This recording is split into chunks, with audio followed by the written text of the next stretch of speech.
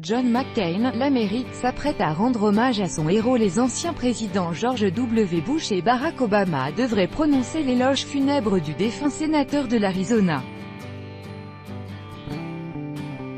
Reuters, Charles Mostoller. Les États-Unis ont annoncé le programme des cérémonies prévues cette semaine pour rendre hommage au sénateur républicain John McCain, décédé ce samedi d'un cancer du cerveau, à quelques jours de son 82e anniversaire.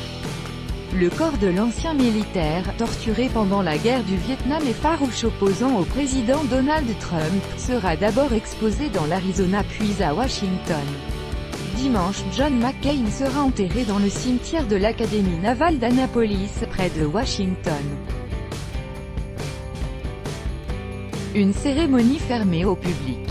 Mais avant cela, dès ce mercredi, les Américains pourront se recueillir devant son cercueil qui sera présenté dans le Parlement local de l'État de l'Arizona que John McCain a représenté pendant plus de 35 ans au Congrès. Et un premier office aura lieu dans une église baptiste locale.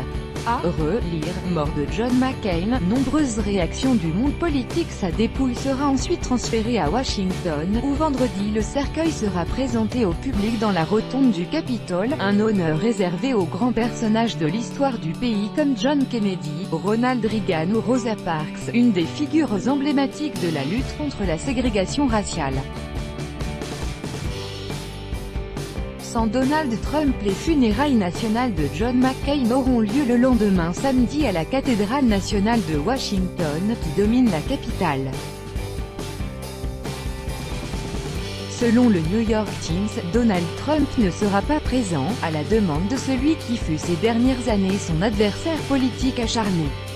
Par contre, toujours à la demande de John McCain, ce qu'il avait battu lors des présidentielles de 2000 et 2008, les anciens présidents républicains George W. Bush et démocrate Barack Obama, devraient prononcer son éloge funèbre. John McCain a demandé à ce que son éloge funèbre soit prononcé par George W. Bush et Barack Obama, après avoir refusé que Trump assiste à son enterrement. Le message est clair, Félicien Cassand, @Felcassan, 26 août 2018.